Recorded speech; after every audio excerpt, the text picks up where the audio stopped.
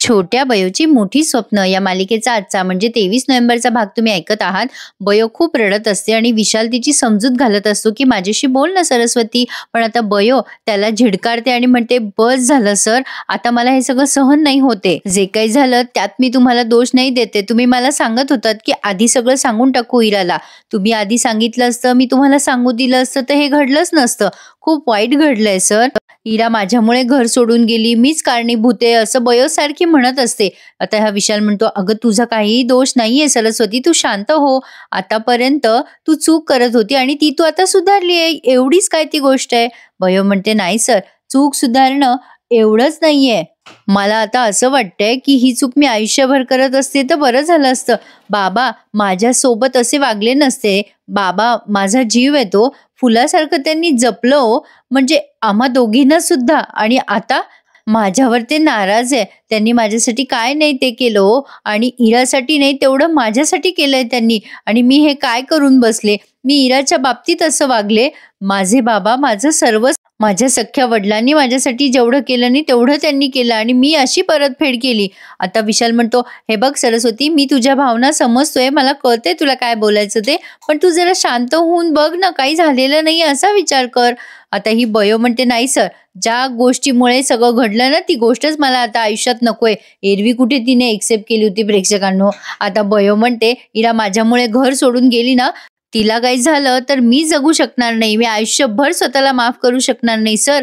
हे बघा सर, मी तुम्हाला सांगते की बाबा आता सांगत होते ना की त्यांची प्रायोरिटी आता इरा आहे, त्यामुळे माझीही प्रायोरिटी आता इराच आहे. काही झालं तरी मी इराला शोधून काढणार म्हणजे काढणार. शेवटी विशाल म्हणतो एक मिनिट थांब सरस्वती, माझं ऐकून घे. मला सांग एकटी कशी शोधणार आहेस तू इराला. अगं उगा हट्ट नको करूस, आपण दोघं जण इराला शोधूयात. आता ही बयो ओरडते विशालवर आणि म्हणते तुम्हाला सांगितलेलं कळत नाहीये का, प्लीज मला एकटं सोडा. आता विशालला जरा नवलच वाटते की ही डोक्यावर पडलीये की काय. आता बयो म्हणते तुमची आणि माझी वाट आता वेगळी आहे, त्यामुळे माझ्या मागे येऊ नका.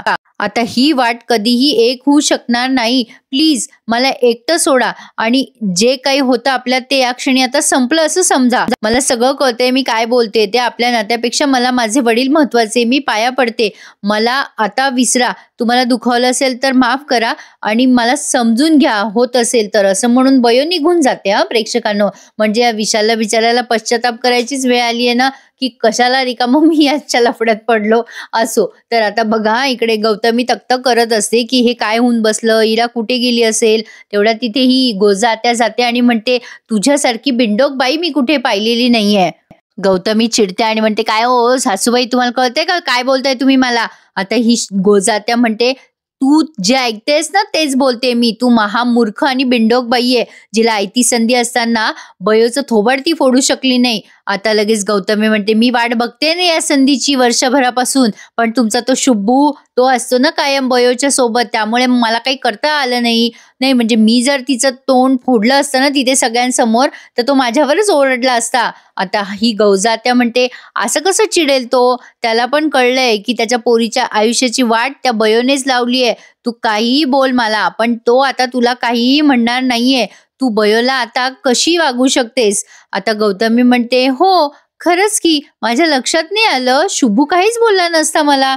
मग गोजात्या म्हणते हा विचार तू तेव्हा केला नाही ना, म्हणून मी तुला बिंडोक म्हटले.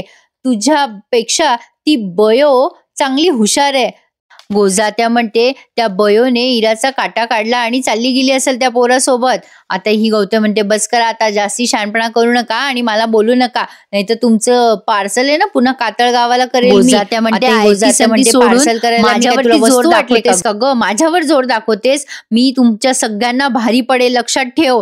गौतमी आता पुढे काही बोलणार तेवढ्यात हा रमाकांत काहीतरी घेऊन येतो या दोघींना पिण्यासाठी आणि म्हणतो बस बस बस, कशाला टेन्शन मध्ये तुम्ही दोघी जणी भांडताय माझी सारख्या, चला शांत व्हा बरं. रमाकांतने गोजात्यासाठी कोकम सरबत आणलंय आणि या गौतमीसाठी कसलं तरी ड्रिंक आणलंय.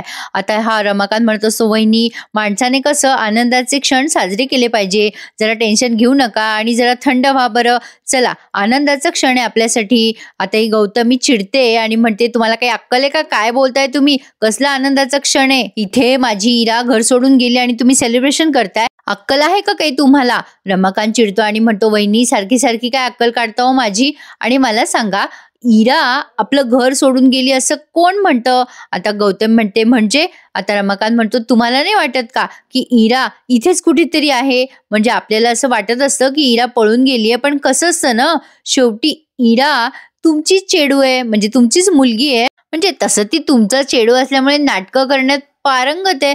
थोडी थोडी नाटकं तर ती नेहमीच करते. काय ग, बरोबर बोलते ना मी आवशे? गोजात्या म्हणते हो, आता बरोबर बोललास रे तू. आता लगेच ही गौतम म्हणते काय म्हणायचंय तुम्हाला? मी नाटकी बाई आहे? नाटकी बाई आहे का मी?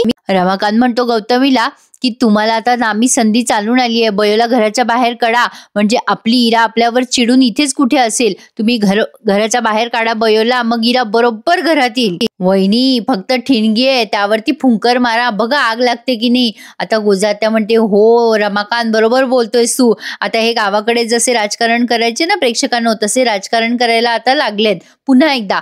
आता गौतमी म्हणते मनाशी, ते पिते ती सरबत आणि म्हणते आता वणवाच पेटवायला हवा.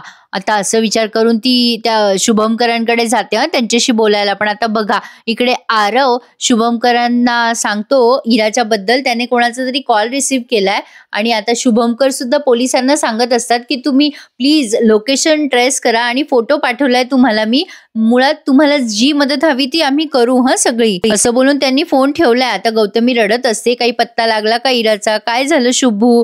मग आता ही गोजात्यामध्येच रडायला लागते आणि म्हणते ही पोरगी कुठे पाप फेडणार? आपल्या घरामध्ये सुरुंग लावून गेली ही. तिच्यामुळे आपले माणसं दुरावले, आपले माणसं आपल्याला सोडून गेले, फक्त आणि फक्त त्या अवदशेमुळेच झाले हे सगळं. माझ्या हिराचा जिने वाटोळं केलं ना, तिचं वाटोळं होईल. ती कधीच सुखाची राहणार नाही, कधीच सुखात राहणार नाही, असं ते शाप द्यायला लागतात. सुमन म्हणते आत्या असं काय बडबडतेस ग?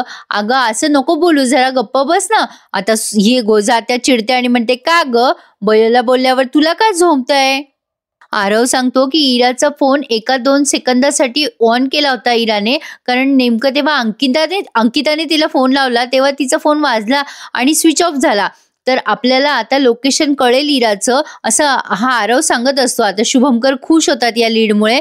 आता हा रमाकांत म्हणतो दादा आपण लवकरात लवकर शोधू रे इराला, घराच्या बाहेर पडली आहे पोर, पण रात्र झाली, आता तिने जीवाचं काही बरं वाईट केलं तर? आता हे शुभमकर म्हणतात नाही नाही नाही नाही, तिने मला शब्द दिलेला आहे, ती असं अजिबात काहीही करणार नाही. हे बघा तुम्हाला सगळ्यांना सांगतोय मी, तुम्ही पॉझिटिव्ह राहा. आता तेवढ्यात ही सुमन म्हणते दादा अरे बयो घरी आलेली नाहीये अजून आणि ती दुपारपासनं घरी नाहीये. नाही दादा रात्र खूप झाली रे म्हणून म्हणते मी. आता शुभमकर बयोच्या या ह्याच्यावरती काहीच बोलत नाही. मग आता ही लगे गोजात्या म्हणते काय ग खुळगे, तुला फारच काळजी आहे ग तिची, ती घरी आली नाही म्हणून. आता गौतमी पण म्हणते काही गरज नाहीये सुमन काळजी वगैरे करायची, मला माहितीये ना इराला शोधायच्या बहाण्याने ती विशाल सोबत गेली असेल, त्याच्यासोबत बसली असेल उलट सुलट धंदे करून. आता या शुभमकरांना या शब्दाचा राग येतो. ते म्हणतात बस बस करा आता, काय चाललंय हा तमाशा, उगाचच कोणावरही आरोप प्रत्यारोप करू नका. गौतमी तोंड दिले म्हणून काही बरळशील का ग तू? शांत बस, इरा सापडत नाहीये, तिला शोधायचंय, ते सोडून तुम्ही तोंडाला येईल ते बोलत सुटलाय. काय चाललंय तुमचं? आता अजिबात कोणीही आवाज करायचा नाहीये याच्या पुढे, मग जर कोणाचा आवाज आला ना तर लक्षात ठेवा. तर आता असं बोलून ते तिथून निघून जातात. आता बघा प्रेक्षकांनो, पप्प्या दादा दिसलाय बयोला, रॅदर ती पप्प्या दादाला खास शोधायला आलीये, तिला इराला शोधायचंय पप्प्या दादाच्या मदतीने. ती आता पप्प्या दादाला विचारते तुझ्याकडे 2 व्हीलर आहे का? आधी पप्प्या दादा त्याच्या पंटरला चोरीच शिकवत असतो बरं का, बयो आल्यामुळे तो त्यांना हाकलावून लावतो. आता बयो म्हणते दादा तुझ्याकडे 2 व्हीलर आहे का? आता हा विचारतो आधी तुझा चेहरा का उतरलाय, काय झालंय? बयो म्हणते सगळं सांगते, पण तू न चल माझ्या बरोबर, आधी आपण इराला शोधूयात. आता पप्प्या दादाने 1 मिनिटाचाही वेळ नाही लावला आणि पटकन गाडीवर बसून बयोला सगळीकडे इराला शोधण्यासाठी तो मदत करतो. पण रात्री खूप झालेली असते, कोणीही सांगतच नाही की इरा कुठे आहे का, म्हणजे कोणाला काय माहिती ना. या बयोला इराचा पत्ता अजूनही लागलेला नाहीये आणि इकडे शुभमकर अंधारात एकटेच बसून रडत असतात. आता बऱ्याच वेळ शोधाशोध केल्यानंतर हा पप्प्या दादाने आता बरी शोधाशोध केल्यानंतर बयोला तिच्याच घराजवळ सोडलाय. पण आता बघा प्रेक्षकांनो, या शुभमकरांना आता सगळे क्षण आठवलेत, जेव्हा जेव्हा विशालने सांगायचा प्रयत्न केला होता ना इराच्या बाबतीत तेव्हाचं, पण त्यांनीच दुर्लक्ष केलं म्हणून त्यांना आता गिल्टी वाटायला लागलंय. तर आता बघा इकडे या बयोला पप्प्या दादाने बयोला सोडल्यानंतर बयो म्हणते पप्प्या दादा अरे तू इथे का सोडतोयस मला, काय झालं, तू येणार नाहीयेस का इराला शोधायला? आता पप्प्या दादा तिला समजवतो अगं बयो अगं बयो, तू किती वेळ हुडकणार आहेस? अगं रात्र बघ किती झाली, आता कुठे इरा सापडणार आहे का? त्याला बयो म्हणते, "नाही, नाही, इरा सापडल्याशिवाय मी आता घरी जाणार नाही." आता हा तिला समजवतो, "अगं असं नसतं बयो, तुला घरी जावं लागेल, रात्र बेरात्रीचं असं फिरू नये आणि इरा सापडली तर मी सांगेल तुला, हं, तू घरी जा आता." आता बयो त्याचं ऐकते आणि आता बयो घराजवळ येते तेव्हा तिला आलंय टेन्शन. बयो विचार करत असते, आता घरात जाऊ तर कशी जाऊ, कुठल्या तोंडाने जाऊ? तेवढ्यात आता तिला तिची स्वतःचीच प्रतिकृती दिसतीये पलीकडनं, म्हणजे घराच्या जवळ उंबऱ्यामध्ये. आता ती प्रतिकृती तिला म्हणत असते, "ये ना बयो, आतमध्ये ये." आता बयो म्हणते, "नाही, नाही, कुठल्या तोंडाने येऊ, कशी येऊ आत?" आता तिची प्रतिकृती तिला म्हणते, म्हणजे तिची सावली, की "तुला आता भीती वाटते ना घरच्यांचा कसा सामना करायचा? घरच्यांनी तर तुला पुन्हा एकदा बोलले तर काय व्हायचं, कसं व्हायचं, याचंच टेन्शन आलंय ना?" आता बयो म्हणते, "हो, काय करू मी? मला समजत नाहीये. मी तर माझ्याच नजरेत पडले." मग आता तिची सावली तिला म्हणते, "आईचे वाक्य आठवतात ना तुला बयो? आई काय म्हणायची? आपली चूकच नाहीये तर घाबरायचं कशाला? तू जर आज घरात नाही आली तर ह्यांना असं वाटेल हे सगळं तू इराला त्रास देण्यासाठी मुद्दाम केलंय. म्हणून तू घरात जा आणि सगळ्यांना फेस कर." आता बयो तिच्या सावलीचं ऐकते आणि आता खूप धाडस करून ती घरामध्ये शिरायचा प्रयत्न करते. तिची सावली तिला म्हणते, "ये हं बयो, चल आतमध्ये ये." तर आता बघा प्रेक्षकांनो, ती बयो आत जायचं म्हणजे बेल वाजवते तेव्हा शुभंकर जागेच असतात आणि बयोला बघून ते पटकन दरवाजा उघडतात. म्हणजे त्यांना असं वाटतं इराच आली असेल. ते आल्या म्हणते, दरवाजा उघडल्या उघडल्या म्हणतात, "इरा आलीस तू?" आणि आता बयोला बघून ते एकदम नाराज होतात आणि काहीच बोलत नाही. आता बयो म्हणते, "बाबा, मी इरालाच शोधायला गेले होते." आता ती हे बोलते न बोलते तिचं न ऐकता ते तिथून निघून जातात आणि आता बयो लागते रडायला. अरे देवा, आता काय करावं आणि कुठे शोधावं इराला? आता प्रेक्षकांनो, हा भाग तर त्यांनी संपवलाय, पण पुढचा जो प्रोमो आहे ना तो धक्कादायक आहे. कारण इरा हे जग कायमचं सोडून गेलीये असं त्यांनी दाखवलंय. आता ते एका डेड बॉडीला बघतात आणि ती डेड बॉडी इराचीच आहे, कारण त्यांनी ते तोंडावरचं चादर सुद्धा काढून दाखवली आहे. आता शुभंकर बयोशी असलेले सगळे नाते तोडतायत.